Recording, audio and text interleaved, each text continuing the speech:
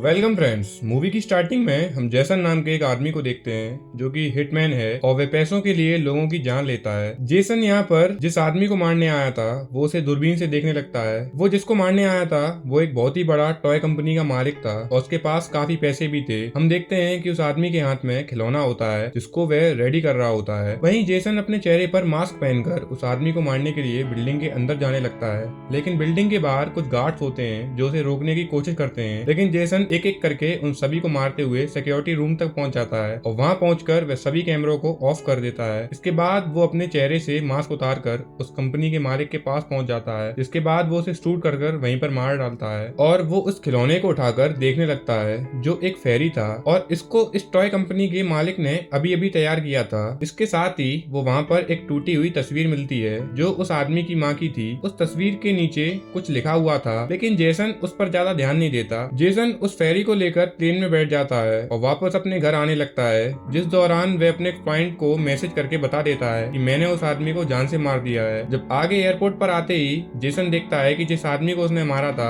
उसकी खबर सभी न्यूज चैनल पर फैल चुकी थी। इसी दौरान जेसन की नजर एक लड़की के खिलौने पर पड़ती है और ये देखने में बिल्कुल वैसा ही था जैसा कि उसने उस आदमी के घर से देखा था। अब ये देखकर वह थोड़ा हैरान हो जाता है, लेकिन फिर वो इस पर ज्यादा ध्यान नहीं देता। लेकिन जब उसकी नजर और लोगों पर जाती है इनके हाथ में भी वही सेम खिलौना था, तो वो बहुत अजीब बात थी। आगे जेसन अपने घर पहुंचता है और उस फेरी को अपने घर में रख देता है जो कि वो उस आदमी के घर से लाया था। वह जिस भी आदमी का मर्डर करता था उससे कोई ना कोई चीज उठाकर अपने घर ले आता था ताकि वह उन चीजों को अपने घर की निशानी के रूप में रख सके। अब जेसन काफी ज्यादा थक चुका था तो वह अपने सोफे पर ही सो जाता है, लेकिन फिर आधी रात को उसके घर की डोर बेल बजती है और जब वह गेट खोलने के लिए बाहर कैमरे को चेक करता है तो बाहर उसकी रिसेप्शनिस्ट होती है जिसके हाथ में एक बॉक्स था। लेकिन जब जेसन दरवाजा नहीं खोलता तो वह उस बॉक्स को वहीं दरवाजे पर ही रखकर वहां से निकल जाती है। आगे जेसन उस बॉक्स को घर के अंदर ले आता है, लेकिन बॉक्स खोलने से पहले ही जेसन काफी डर रहा था क्योंकि उसे पता ही नहीं था कि आखिर इस बॉक्स में आखिर है क्या। वो देखता है कि उस बॉक्स के ऊपर एक नोट भी लिखा हुआ था जिसके साथ एक सिग्नेचर भी था और ये सिग्नेचर सेम वैसा ही था जैसा कि उस आदमी की माँ की फोटो पर था। जब जेसन उस बॉक्स को खोलने के काफी डर रहा था, लेकिन फिर भी वह हिम्मत करके उस बॉक्स को खोल देता है और देखता है कि जैसा वह सोच रहा था उस बॉक्स के अंदर वैसा कुछ नहीं है। उसके अंदर तो बस एक टॉय आर्मी थी जिसके पास अपनी कुछ बंदूकें और हेलीकॉप्टर थे। इसके बाद जब जेसन किचन में होता है तभी वो टॉय आर्मी वाला बॉक्स अपने आप नीचे गिर जाता है। अब ये देखकर जेसन काफी हैरान हो जाता है क्योंकि उसने तो बॉक्स को ठीक से रखा था पर वो नीचे कैसे गिर गया। आगे जब जेसन उस बॉक्स को पास आकर देखता है तो उसे पता पड़ता है कि उस बॉक्स के अंदर से टॉय आर्मी गायब है। ये देखकर वह और भी ज्यादा परेशान हो जाता है, पर तभी उसके घर के काफी अजीब चीजें होने लगती हैं, जैसे उसके घर के पर्दे अपने आप ही हिलने लगते हैं और उसके घर की लाइट्स अपने आप ऑन ऑफ होने लगती है। तभी जेसन की नजर अपने घर की केबल पर जाती है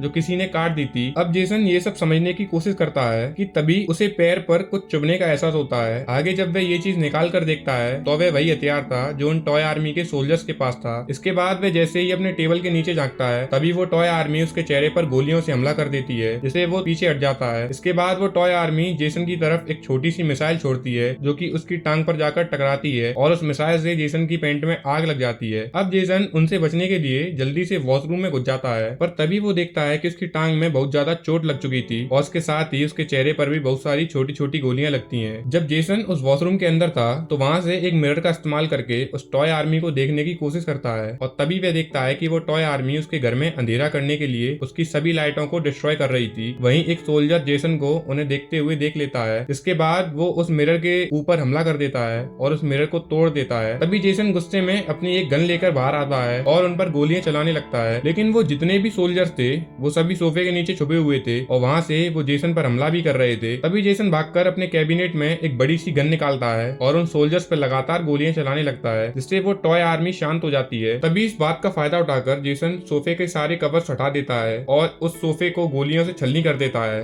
जिसके बाद वो सोफे को पलट देता है और देखता है कि बहुत सारे सोल्जर्स मारे जा चुके हैं और जो सोल्जर जिंदा बचे थे वो अपने साथियों की मदद कर रहे थे। वो उनका अपनी जीप से बिठाकर यहाँ से भागने की कोशिश कर रहे थे। अब ये सब देखकर जेसन को अपनी आंखों पर यकीन ही नहीं होता। वो कुछ सोल्जर्स को अपने पैरों से कुचल देता है, लेकिन वो सोल्जर्स सभी जिंदा बचे थे। वो सभी जेसन पर हमला कर रहे थे, लेकिन अपनी गोलियों से जेसन का कोई खास असर नहीं हो पाता। अब जेसन उन पर गोली चलाता है तो उसकी एक ही गोली में बहुत सारे सोल्जर मर जाते हैं। अब जेसन को लगता है कि सारे सोल्जर मर चुके हैं, लेकिन तभी वहाँ एक टॉय आर्मी के 3 हेलीकॉप्टर उसकी तरफ बढ़ रहे होते हैं और वो अपनी छोटी छोटी मिसाइल से उस पर हमला कर देते हैं। इसीलिए जेसन उनसे बचने के लिए एक बार फिर से वॉशरूम में घुस जाता है। यहाँ पर देखता है कि वो उस हमले हमले से बुरी तरह से जख्मी हो चुका था। इसके बाद वह अपने जख्मों को अच्छी तरह से साफ करने लगता है, जिसके बाद वह सुबह तक वॉशरूम में ही रहने का फैसला करता है क्योंकि उसकी सेफ्टी के लिए ये बहुत जरूरी था। तभी अचानक एक हेलीकॉप्टर वॉशरूम के अंदर आ जाता है और जेसन पर हमला कर देता है। लेकिन तभी जेसन के हाथ में जो टॉवल थी उससे वो उस हेलीकॉप्टर को पकड़ लेता है और उसे अपनी टॉयलेट सीट में डाल देता है। जब आगे जेसन उन्हें फ्लश करने की भी कोशिश करता है, लेकिन वह सोल्जर इतनी आसानी से मरने वाले नहीं थे, इसीलिए वो अपना हेयर ड्रायर लेकर उसे टॉयलेट सीट के अंदर डाल देता है, जिससे एक इलेक्ट्रिक शॉक निकलता है और सभी सोल्जर मारे जाते हैं। अब जो सोल्जर बाहर थे